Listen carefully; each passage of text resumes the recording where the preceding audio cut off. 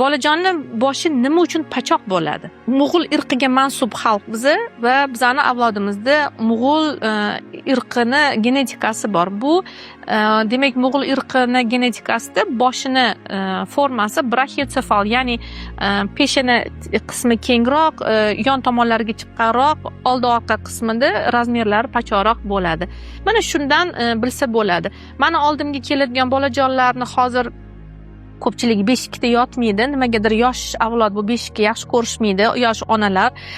Shunga qaramasdan bolajonning boshi pachoq deb kelishadi. Beshikda yotmasa ham pachoq deb kelishadi. Ana shundan ma'lumki, bolajonning boshini pachoqligi beshikdan emas. Bu bizning irqimizga mansub narsa. Biz bu narsani qo'limiz bilan to'g'rilay olmaymiz. Bu videoni imkon qadar yosh bolasi bor yoki bo'lmasa beshikka belaymi, belamaymi deb ikkilanayotgan onajonlarga yuborib qo'ysangiz minnatdor bo'lardim. Zotan bizani bergan tavsiyalarimiz va ekspert jihatdan baholagan beshikka bo'lgan bahoyimizni ko'pchilik odamlar bilsa, maqsadga muvofiq bo'ladi va bunga to'g'ri yondoshilgan bo'ladi.